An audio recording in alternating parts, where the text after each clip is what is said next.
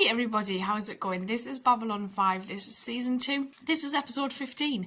This episode is called And Now for a Word. In the last episode, we saw John get into a situation where he'd bumped into this warrior caste Minbari, who he then got into a struggle with, and he shot him and killed him. There was this Minbari witness, I think his name was Ashan, and basically he said that John did it on purpose.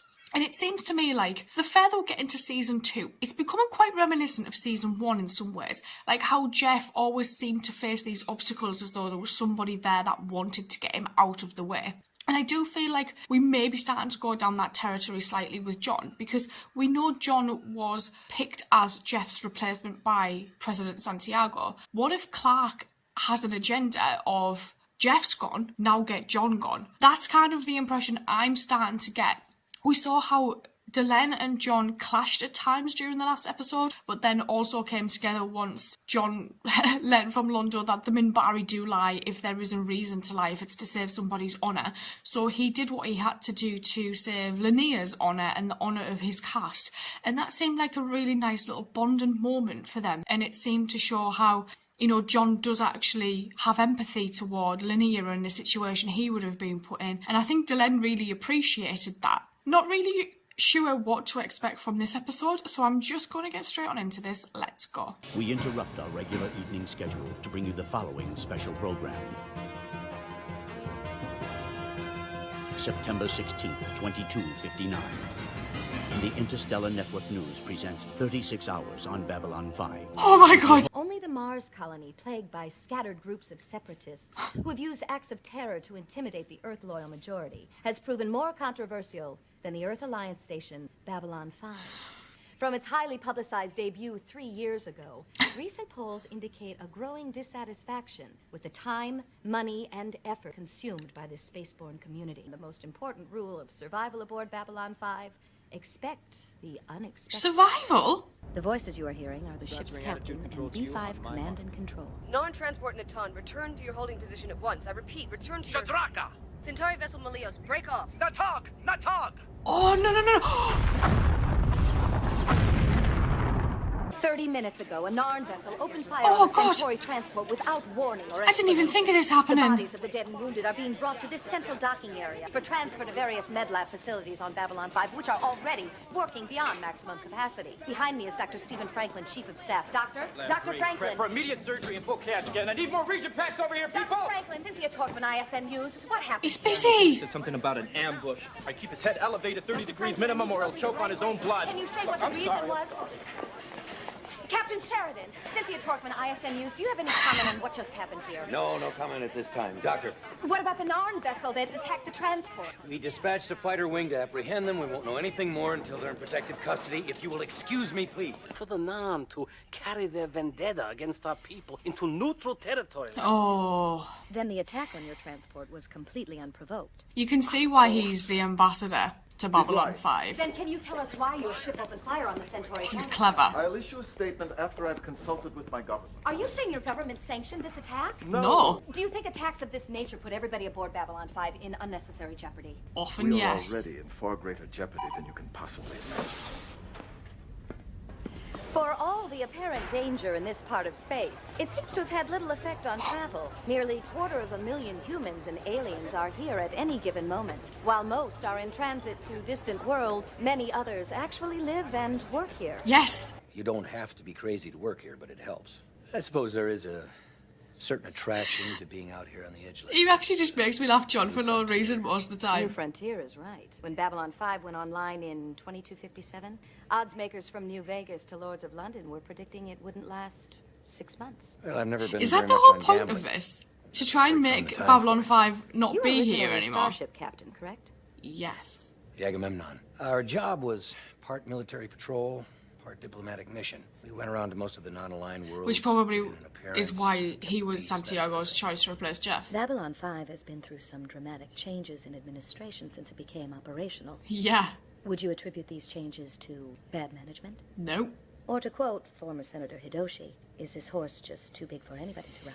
In its first year of operation, there were half a dozen murders, 3 acts of sabotage, including a bomb that blew out 2 levels, and a barely averted attack by the Vorlon Empire. So the question remains, given its cost in lives and money, is Babylon 5 serving any useful purpose, or is the whole thing falling apart at the seams? The Centauri ship that was attacked by one of our vessels was not simply a commercial transport. It was secretly transferring weapons of mass destruction to ships bound for the front lines where they were to be used in the war against our people. They have turned Babylon 5 into a weapons supply post. President William Clark has risen to dramatic new levels of popularity because of his administration's emphasis on addressing the needs of Earth.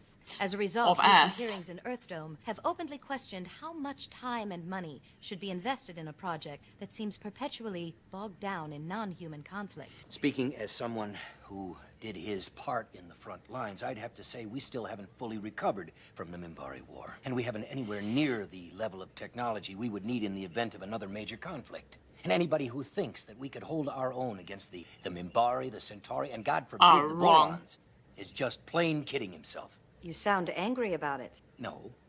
Just I'm not. Being honest.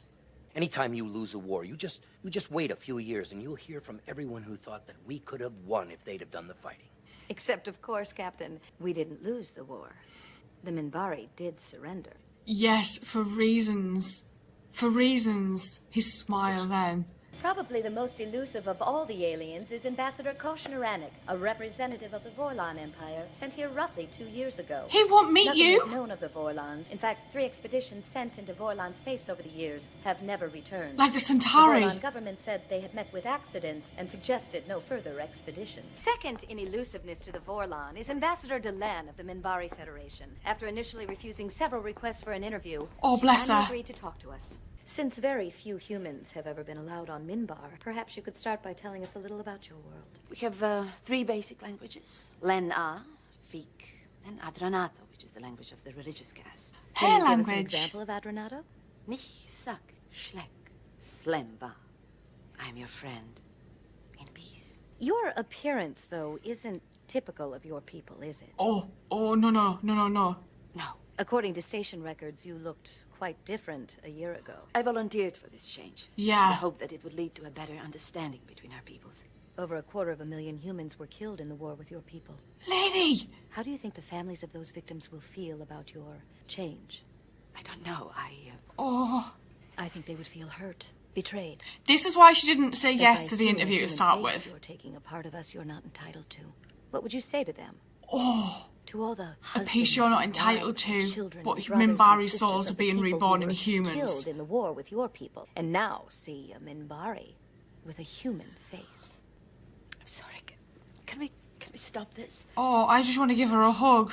Please?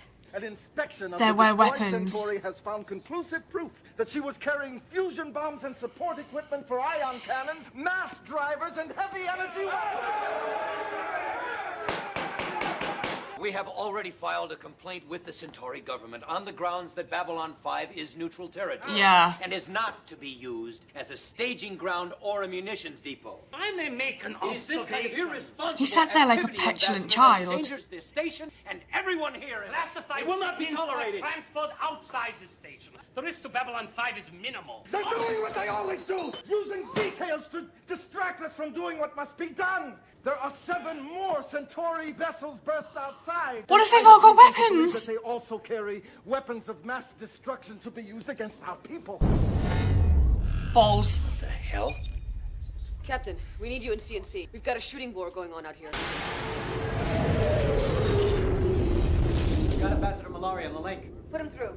Ambassador Malari, what the hell is going on here? I'm sorry this has come as such a surprise, Commander. But I warned you not to interfere. You have no right to search or detain our ships. Centauri cruiser is arming weapons, opening her gun ports. The cruiser will blockade Babylon 5 until our ships are returned to Centauri custody. Oh, he's got intact some and balls. unopened. Any ship attempting to enter or leave Babylon 5 will be fired upon, boarded, and sent back. They'll We are fire. prepared to use deadly force, Oh my god. even against Babylon 5 itself. My government has rejected your demand that we release your ships. We will not consider any demand made under terrorist threat. We have activated our defense grid and are prepared to defend all ships coming through here. It's not another battle cruiser, is it? Babylon control to Narn cruiser. We do not, repeat, we do not require assistance. We have the situation under control. Narn cruiser powering up weapon systems. Listen to me, we do not need... John!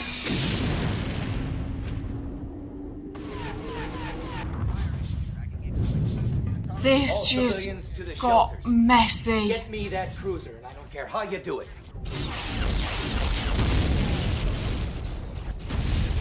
Close blast doors now! Oh! After the crisis was over, the debris cleared and the bodies counted, we asked each of the people involved in this story one question. Is it worth it? Absolutely. Yes.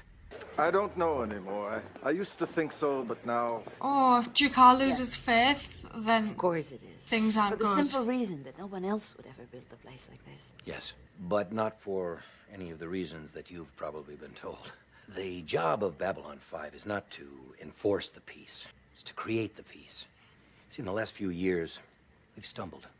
We stumbled at the death of the president, the war, and when you stumble a lot, you start looking at your feet. I like that analogy. We have to make people lift their eyes back to the horizon, create the world we will live in. I mean, we're not just holding jobs and having dinner. We are in the process of building the future. That's what Babylon 5 is all about. Only by making people understand that can we hope to create a better world for ourselves. We need to protect these I'm dimples. Cynthia Torkman, ISN News. Good night.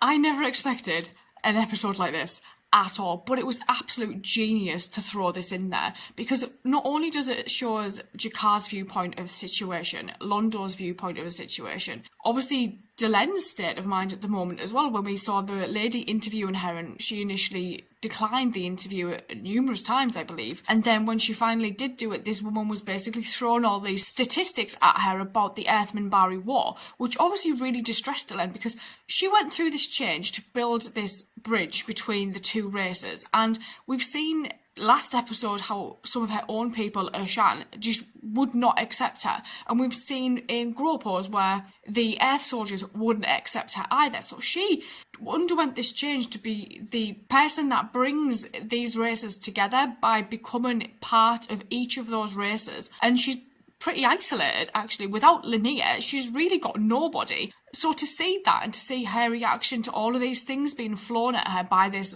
woman who works for ISN was interesting to see. Not only that, is watching this, I kept thinking, what is the play here? What is this about? And then it just looks as though the whole purpose is Clark possibly trying to put doubt in people's minds about Babylon 5, because we had this guy who was being interviewed and he said, oh, you know, it was after the war, seemed like a good idea, but now we're not so sure.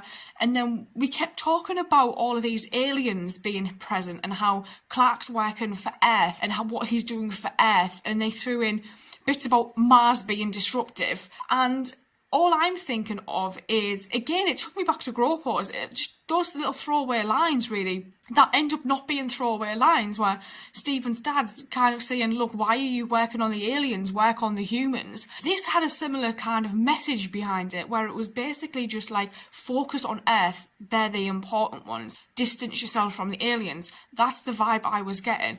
And it seems like ISN and Earth government just do not want to be associated with aliens. That's the vibe I was getting from this. So I don't know where that's going to go moving forward. Really looking forward to finding out, because we've got these Centauri battle cruisers, we've got Narn cruisers just blowing each other up outside Babylon 5 and Babylon space.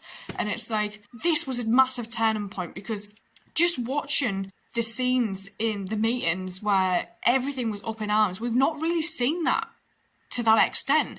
But that speech that Jakar gave about his father was one of the most heartbreaking things I've ever witnessed watching. His performance in that was absolutely beautiful, and I just could not take my eyes off him. I find him mesmerising, the way he moves, the way he speaks, his eyes. I'm always drawn to his eyes. He just captivates me. He's amazing.